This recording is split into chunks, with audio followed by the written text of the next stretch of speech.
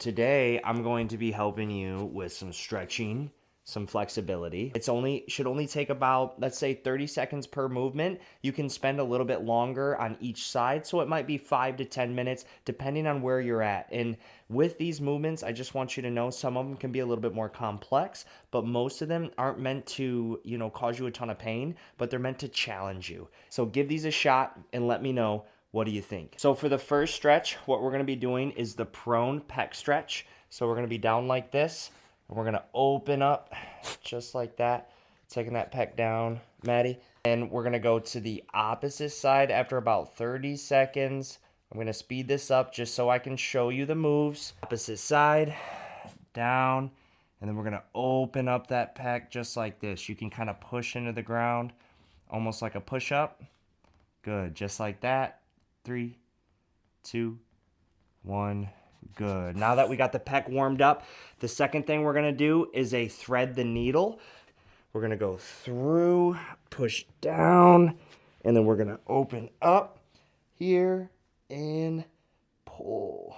2, 1, good. So there's thread the needle, and we're gonna do that on both sides. Stretch down. You might hear some cavitation, some pops in the back, and that's okay. Perfectly normal. It's just helping your body with mobilization.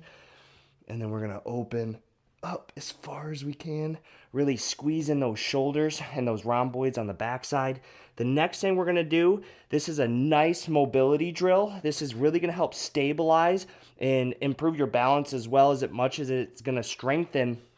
So this next exercise is called a bird dog. What this is gonna do is really help stabilize the spine. It's gonna help strengthen some shoulder muscles, mid back, low back, and even some glute muscles. And all we do is opposite leg, opposite arm up like this. So let's see if you can, up like this. And I'm not dropping that hip. I'm not falling to that side. I'm trying to keep it as straight as I can. And you can hold, or you can go down and back up. And if you want to add and progress to this and make this more difficult, what we can do is we can actually go out, elbow to knee, squeeze. Out, elbow to knee, squeeze. Opposite side.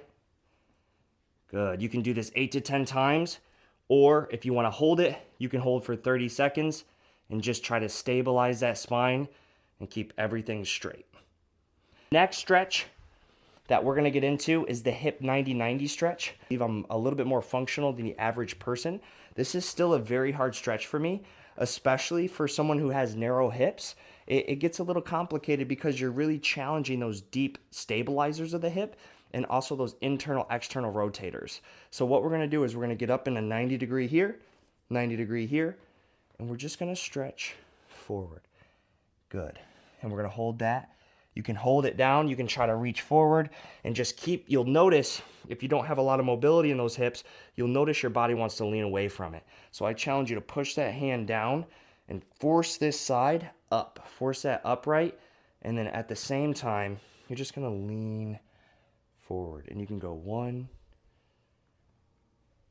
2, and with each one, you're trying to get just a little bit deeper.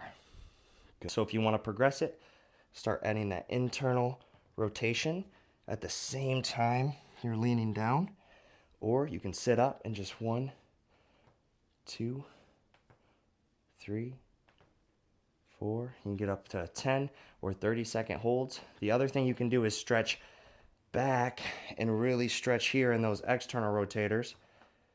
Good, just like that. Forward, backwards. Just like that.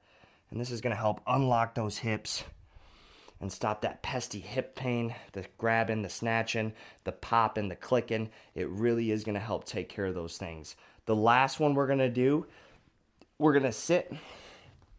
So after that 90-90 stretch, the last one we're going to do is we're going to try to hold a deep squat. Now, a lot of people might prefer more of a narrow stance, or, and don't mind the click and popping as long as it don't cause you pain, or if you're like me, you might prefer more of that wider stance, drop down into that position, and now we're here.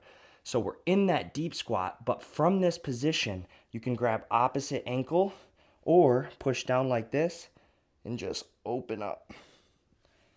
Good. And open. You'll notice, even me in this position, I don't have a lot of T-spine mobility yet. So I'm still working on trying to even just get myself to be able to open in that position. But this is a great exercise, a great mobility drill to just start working those hips and being able to sit in a deep squat comfortably.